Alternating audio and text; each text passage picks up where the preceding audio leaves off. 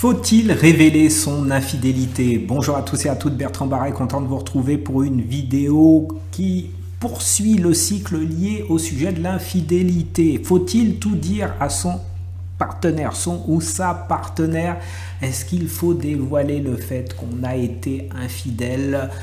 Eh bien, j'ai pas forcément de réponse à vous donner parce que en tant que thérapeute, il y a plusieurs courants qui existent. Certains courants qui sont de l'école américaine disent il faut tout dire. Eh oui, parce que on a un petit côté religieux dans la société américaine avec un petit côté puritain qui fait que l'infidélité c'est mal et donc il faut tout dire à son partenaire. Et puis il y a l'école européenne.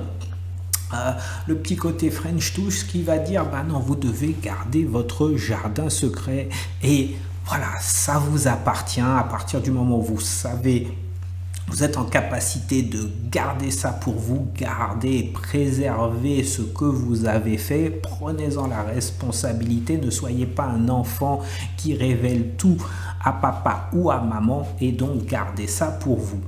Qui a raison, qui a tort, c'est à vous de le déterminer. Donc je vais vous inviter non pas à vous dire si vous devez ou si vous ne devez pas dire que vous avez été infidèle. Par contre, je vais vous amener à vous poser certaines questions qui vous seront utiles.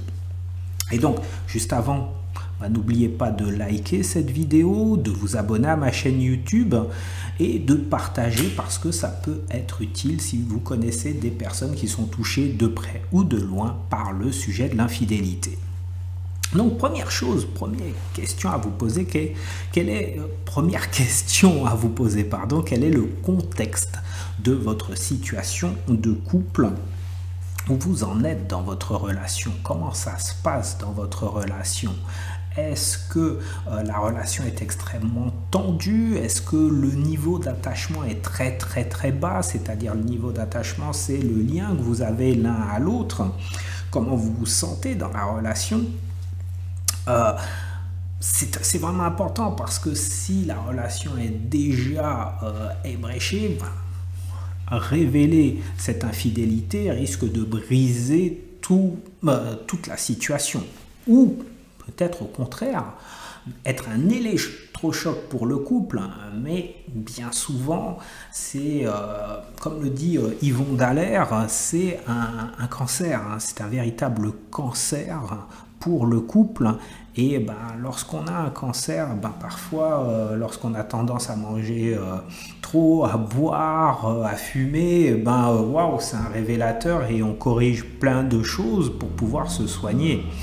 Et donc l'infidélité, ça peut être ça, mais ça peut être aussi l'arrêt pur et simple de la relation. Donc vraiment le contexte dans lequel vous êtes va vous aider à savoir si vous voulez révéler ou pas cette situation. Donc, deuxième élément qui me semble important, c'est quelles sont les circonstances. Est-ce que cette relation, c'est une relation d'un soir comme ça, ça a basculé et bon, voilà, vous étiez peut-être dans un état d'ébriété, dans un état second, ça va dépendre avec qui, est-ce que c'est un ami, est-ce que c'est une connaissance, est-ce que c'est un proche ou c'est un ou une inconnue, ça aussi, ça va jouer énormément parce que ça risque d'amplifier la situation. Donc, ça compte également. Est-ce que ça peut jouer, ça peut avoir une incidence dans la révélation de ce que vous voulez dire? Et troisième point, qu'est-ce qui fait que vous souhaitez dire les choses? Peut-être que votre relation, elle a plusieurs mois. Est-ce que votre compagnon, votre compagne a des soupçons qui font que peut-être que vous avez déjà démenti à plusieurs reprises que vous aviez une relation? Donc là aussi, ça n'aura pas le même impact que si votre partenaire vous dit tu as fait quelque chose et que là, vous avouez immédiatement que vous avez fait quelque chose. Mais pour ceux et celles qui peuvent avoir des relations qui durent depuis plusieurs mois, voire parfois plusieurs années, ce ne sera pas le même impact. Donc, que vous le disiez ou non, si ça c'est une relation qui a plusieurs mois, voire plusieurs années, l'incidence sur votre couple et sur votre famille, si vous avez des enfants, va être amplifiée encore plus. Donc l'idée n'est pas de vous culpabiliser, l'idée est de vous dire pourquoi j'ai envie de révéler les choses, pourquoi j'ai envie de dire ce que je vis.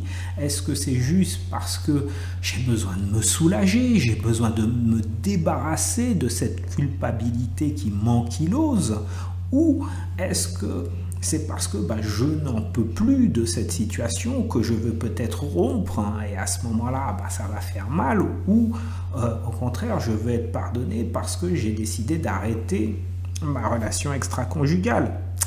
Et là, ça va être complexe. Donc vraiment, voilà des points sur lesquels je vous invite vraiment à vous poser des questions. Et si vous voulez dire les choses parce que c'est trop lourd pour vous, parce que vous vous sentez mal dans votre peau, réfléchissez à 2 fois avant de tout révéler. En tout cas, c'est mon point de vue. Je ne suis pas en train de dire qu'il faut tout cacher. Je suis simplement en train de vous dire quelle est l'incidence de votre révélation sur la situation de votre couple et évaluer l'impact que ça peut avoir. Dernière chose que j'ai oubliée, en face de vous, il y a une personne. Quel est son état de sensibilité? Est-ce qu'elle est capable d'encaisser la révélation? Eh oui, parce que vous déculpabilisez, soit, mais en face, il y a une personne qui va peut-être vous dire, oui, j'ai besoin de tout savoir, mais est-elle en capacité d'encaisser ce que vous allez exprimer? Pas simple, n'est-ce pas? J'espère en tout cas que cette vidéo vous aidera à vous poser les bonnes questions, à noter plein de choses. Je vous invite à vider votre tête. Et donc, si vous n'avez pas envie que ça se sache, ne pas laisser trop de traces. Eh oui, je ne suis pas là pour vous conseiller, mais enfin bon, il y a quand même des choses que votre inconscient fait. Je pense au téléphone portable et aux SMS. Votre inconscient, lui, révèle des choses que votre conscient ne veut pas que ça sache. Eh oui, donc pensez-y. Prenez soin de vous et on se retrouve pour une nouvelle vidéo sur le sujet d'infidélité. Ciao.